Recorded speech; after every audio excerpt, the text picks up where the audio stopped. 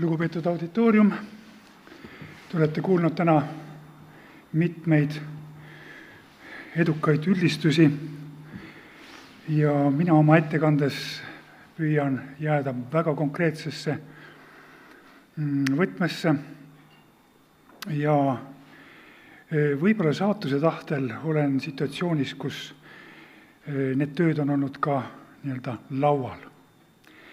Ja lähtun kõigepealt sellest esimesest hetkest, mida oma monograafias Mai Levin hüpoteesina esitas, et osa kunstnik Köhleri teostest on kaheldava väärtusega tema loomingus.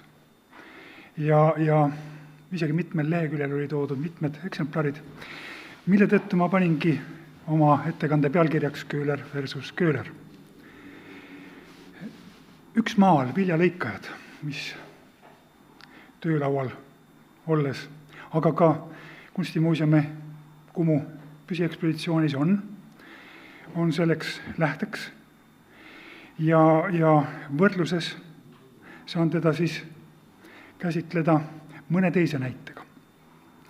No teadaolevalt on motiiv viljalõikajate kujunditega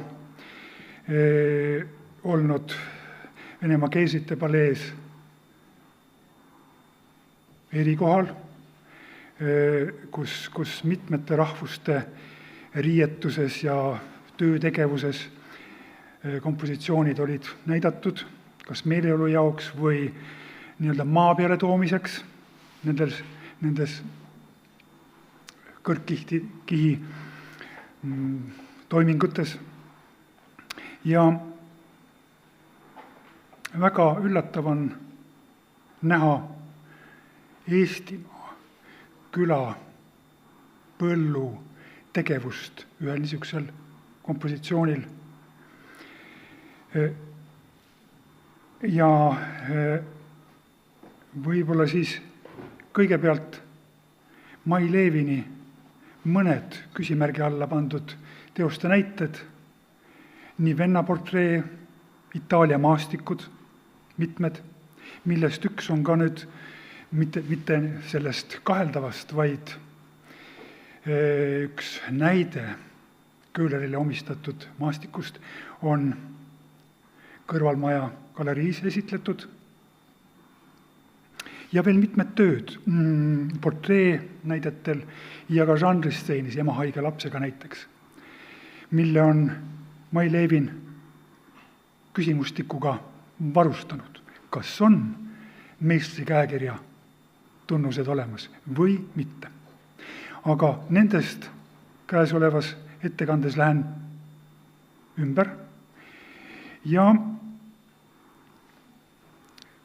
suundun selle ühe töö näitel edasi. Kunstnik, kes on oma töö lõpetanud, olgu see portree, žanrilahendus või maastik, viseerib selle. Köhleri teostel on 10 erinevaid allkirja vorme. Mõned eksemplarid sellest näidetena, mis on iseloomulikud, ja ka alumises reas keskel on venna portree signeering, mille autorsuse Mai Levin küsimuse alla pani. See signeering erineb teistest näidetest kõikide käekirja tunnuste alusel. Signeeringud on Johann Köhleri loomingus tõesti erilised. Nad on kalligraafiliselt tundlikud, hoogsad, hoolimatud. Seal on kasutatud ladina tähestikku, aga ka kirillitsas on osa teostatud.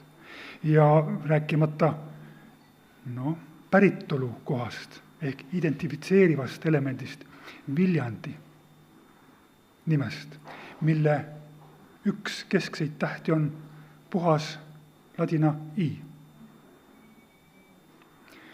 Muidugi on Rooma kindlalt välja loetav ja nii edasi. Erinevad mõjutused on loetavad, nähtavad ja analüüsitavad. Samuti on ka see üheseansilisuse jälg, aga ka üllatav mitme signeeringuga varustatud teoste ring, kus on terve rida parandusi, täiendusi ja lõpuks ka siis signeeringu daatumi muutus näiteks. Neid näiteid ma hetkel ei too, see on tuleviku ettekande vorm, aga selles väikes illustreerivas reas on siis teie vaates paremal autoportree signeering, mis on paletil ja nii-öelda kunstniku poolt vaates, mille ma siis deformeerisin ümber, saades väga selgelt loetava Rooma ja aastakarvu 1859 silma ette. Nii et ka niisugusi mänge kunstnik viis läbi. Edasi analüüsis on väga eheda jäljena alati olnud kogu maailmakunsti uuringutes alusjoonistus. Üks näidetest, mille otsustasin tuua, on tema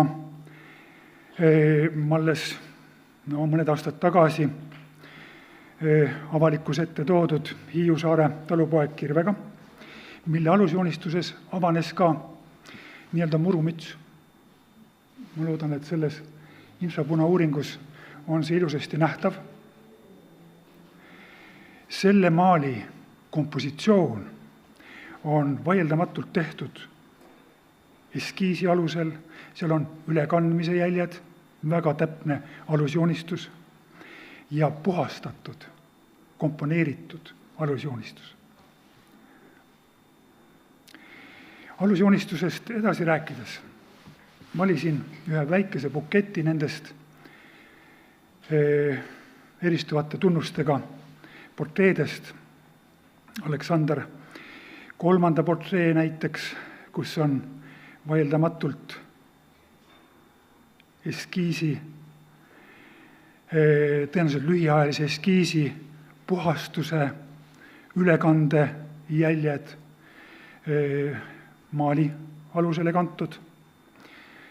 Samuti ka suurvürst Vladimir Aleksandrovitši portreel, kus on väga terav alusjoonistuse ülekande jäljed nähtavad. Aga kõrval olev pungeportree on lõuendile maalitud portree esimene staadium just nimelt sellel samasel pinnal tehtud joonejälgede otsingute tunnuste jada ja ka väike puhastus. Seal on õrn varjutus märgatav ja teatud kontuuri otsing. Selle kõrval olev Unger Sternbergi portree on aga näide sellest, et mõned tegelased, tüübid andsid ainult foto kunstniku kasutusele. Sellel portreel eristub ruudustik, mis on kindlasti tunnuseks ülekandest. Ülekandejäljed on ka Eeva granaatõunaga portreel, mitte portreel, vaid kompositsioonil ja kas just portree tunnuseid seal on, aga vähemalt kompositsiooni teatud paigutuse elemendid on ülekandejälgedega. Nii et ruudustik oli järjekordselt, võib arvata, et eskiisi edasi paigutamise, liigutamise toimingutega seotud. Selle kõrval olev all Jüri mõis Krimmi lõunakaldal on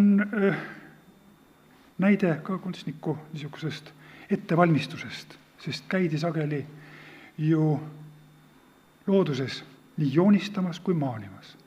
Ja Eesti Kunstimuuseum valdab ja haldab ja on näidanud paljusid kunstniku skitse. See Kaelus Kotkas on ühest eskiisist või visandist selgelt üle kantud ja puhastatud niisuguse tunnetusega maastiku motiivi kantud. Kõrval, paremal pool on 2 maastikuvaadet, päikeseloojang ja mahajäetud vesiveski. Mõlemal on kompositsiooni otsingu jäljed. Ühel on siis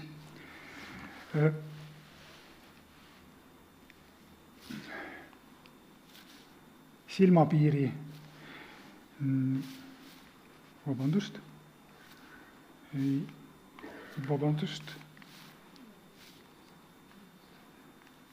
ei, läks valesti.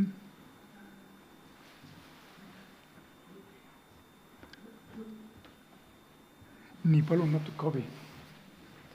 Õppes edasi. Osuti peaks siit kuskilt. Ja sulle ekraani jälle. Mis punane? Kus see punane? Keskel? Jah. Et siin on näha purjekat, mis on maalimata, aga alusjoonistuses selgelt söe joonistusena ja materjalitunnustega eristuv.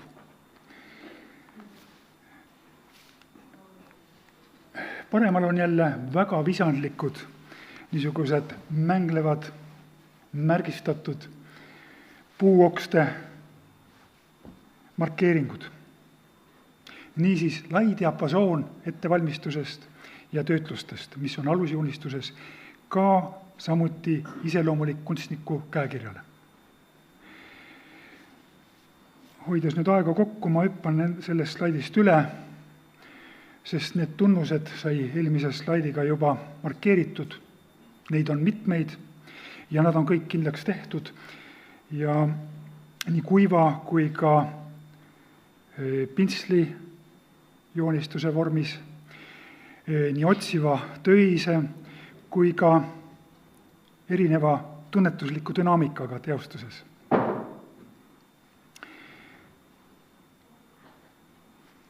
Järgmises slaidis markeerin ära ühe mõiste, nagu koopia või repliik.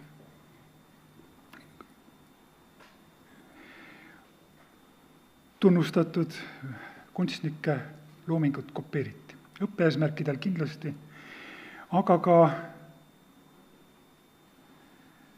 tiražeeriti neid.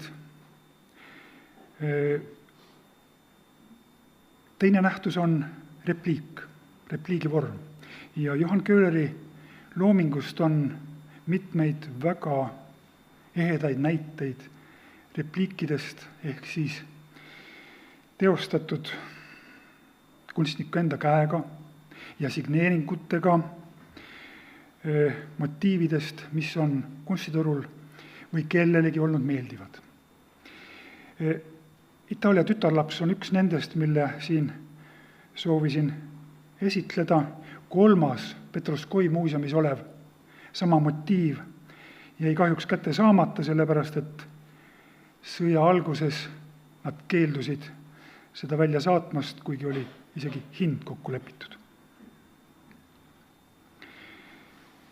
Ühel portreel, Itaalia tütarlapse portreel, on signeering, see on erakogu töö, teisel Eesti Kunstimuuseumi kollektsiooni kuuluval see puudub. Alusjoonistused on mõlemal erinevad. Üks kurioosne näide, mis hiljuti tähelepanu alla sattus, oli niisugune kompositsioon, mille esitlen ka teile, sest see on tõesti kurioosum. Vasakpoolne poolportree on varustatud 2-kordse Johan Köhleri signeeringuga. No, üllatav, aga see on fakt. Ja dešifreerides seda lugu, selgus, et hoopis Sullivan Kügelgen on maalinud 2 kompositsiooni lahenduses kuulsa Ferenc Listi õpilase ja interpreedi Sofie Mentori portreed. Sofie Mentori portree kassidega on Eesti Kunstimuuseumi kollektsioonis, väga ehedate Sullivan Kügelgeni tunnustega, aga ometi sellel teisel portreel on 2 korda Johann Köhlerit nii kirillitsas kui ka ladina tähestikus.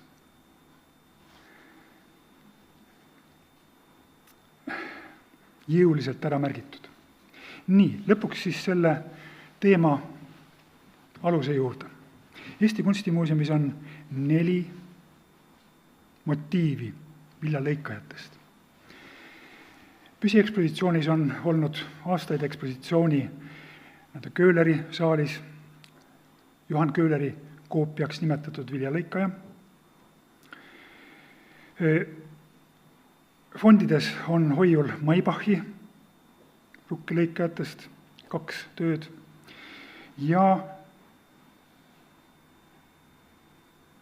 alguses tundmatu meistritööna, hiljem Karl Timoleon von Neffi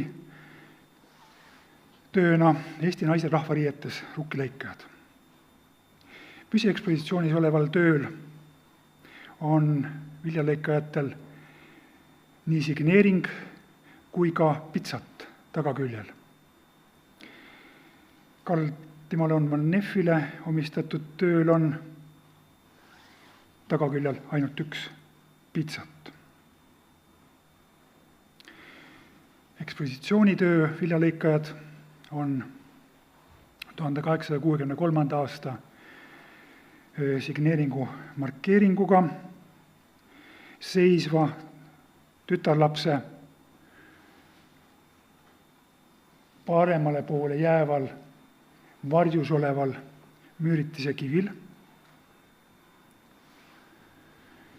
Selgelt on kirje kirillitsas ja mitmete meistri käekirjatunnustega kirjas. Kahjuks ei ole pitsatit identifitseerida õnnestunud. Aleksandra Murre on olnud kontaktis ja otsingutes kaasatuna, aga see küsimus jäi praegu veel lahendamata. Viljalõikajad on Eesti Kunstimuuseumile arvele võetud 72. aastal Neffi tööna ja üleandjaks oli Üleliiduline kunstitoodete kombinaat Moskvas. Nii et niisugune foonilugu, mida fondikaartilt õnnestus välja lugeda. Näitan veel kord signeeringut ja signeeringu ühte uuringu jälge. See on ultraviolett elektromagnetkiirguses toimuv vaatlus, milles näeb siis määritud, peidetud, mängitatud signeeringut. Kõik see esimese hetkena viitab just nimelt mängudele, vastuoludele ja vaidlustab kuuluvust. Esitlen veel ultraviolett elektromagnetkiirguses 2 esi- ja tagakülje salvestust, kus on näha ka just nimelt neid erinevaid paranduste jälgi, väga paksu lakikihti ja esikülje niisugust naturaalset olekut. Viisin läbi ka viljalõikajate uuringu teistsugusel tasemel, lootmaks leida alusjoonistuse jälgi. Aga kahjuks ei õnnestunud piisavalt veenvat tuvastust. Alusjoonistus küll on, aga mitte nii vaidlusi suunav, kui oleks tahtnud, soovinud või kui oleks põhjendatud olnud. Teine, Karl Timoleon von Neffi nimega praegusel juhul, töö alusjoonistuse jäljed on vähemal rohkemal määral kontuuriga jälgitavad, mõningase varjutusega iseloomustatud ja Need on nüüd erinevates piirkondades jälgitavad. Ja see viitab ka taotluslikule tööle ja tegevusele motiivi ülesehitusel. Veel kord viljalõikajast ja julgen siis selle ekspositsioonis oleva töö Köhlerile omistatud koopia formaati üldistava joonistusvahendi jälje markeeringut eelistades nimetada igavaks ja mitte nii loominguliseks, kui Köhleril sageli on olnud. Sest toetun nendes uuringutes alati teatud etalonidele ja käekirjale.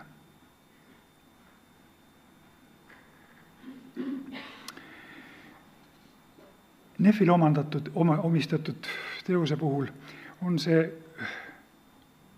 alusjoonistuse jälgede eristus kuiva töövahendiga järjekordselt samasugune. Ta on meisterlik, täpne, mõningate parandustega, varjumarkeeringuga, nii et teadlikult teostatud. Veel kord nendest piirkondadest, kus on ühel siis see signeering ja teisel puuduvad igasugused kunstniku allkirja tunnused, võib vist kindlalt öelda, et kahjuks küll on Karl-Timon Neffile omistatud teose kahjustused ka hetkel segamas põhjalikumat ja täpsemat uuringut.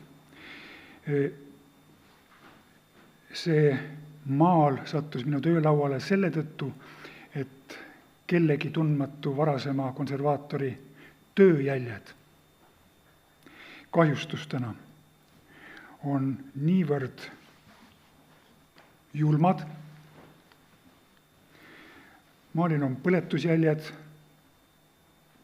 maal on dubleeritud uuele aluslõuendile, seal on erinevate termiliste menetluste käigus toimunud lakikihtide ja tõenäoliselt ka mingisuguste laseerivate maalingute kokkusulatamine, mis on omakorda koos mingisuguse liimiga sulandis ja lakiga sulandis, rääkimata mustuses selles massiivis. Nii et mürafoon on väga ulatuslik. Aga niisugune on hetkevõrdluse võimalus. Veel kord mõned detailid võrdluses. Detailid on suhteliselt sarnased, kuigi selles teie poolt vaadates parempoolses on minu silma läbi nüansse rohkem. Maaling on tundlikum, vormilt meisterlikum,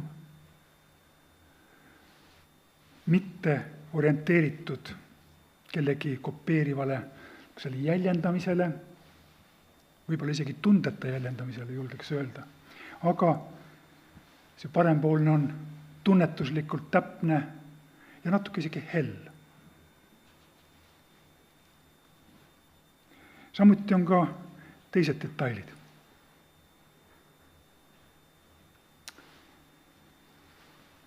Ja sellisest kadalipust läbikantuna hetkel olen julgenud järeldada, et signeering on kindlasti kunstnik Köhlerile mitteomases teostuses, vastuoludega, märgatavalt hilisem ja kompositsioon on detailis puudustega, mille üle võib nii detailis kui ka tervikus väga selgelt vaielda. Sest vorm, valgusvari on modelleeringus natuke primitiivsem kui selleks ajaks, kui Köhler võis seda maali teostada, oli juba jõudnud. pärast akadeemia lõpetamist, pärast Itaalias käiku ja muidki kogemusi, mis olid ka tunnustatud. Nii et Eesti Kunstimuuseumi püsiekspositsioonis rippuv kompositsioon on veenvalt koopia, aga mitte Johan Köhleri teostatud, vaid tundmatu, õppiva meistri käekirjaga teostatud. Need 2 tööd veel teie silma alla praegu esitlen. Parempoolne on siis see kannatada saanud. Ja detaili vaadeldes hea oskustega teostatud kompositsioon, millel on ka tunnuseid, mida kindlalt võiks suunata Karl-Timon von Neffi motiivi idealiseeritud maailmast. Vasakpoolne kompositsioon võib olla keegi tudengitest või nendest, kes oli lubatud kopeerima tsaari eluruumidesse, kust rippusid need ainulaadsed motiivid rahvariietes, töistest, elustseenidest. Loodan, et pärast selle kahjustatud maali lõpetamist on võimalik lisada hüüumärk sellele analüüsile ja veenvalt väitlus lõpetada. Ja võib lisada ka juurde, et iga kunstniku loomingus on erinevaid õnnestumisi. Nüansid viimistletusest ja selle kinnitusest signeeringu näol on piisavalt läbi ajaloo tunnistust andnud meie päevi ajaga lõpetades. Loomulikult on tühikuid, mida me ei tea ja mida me saame uurida tänase päevani mitte ainult naudinguga, vaid ka mõnikord niisuguse väikese, nagu te nägite, defekti läbi.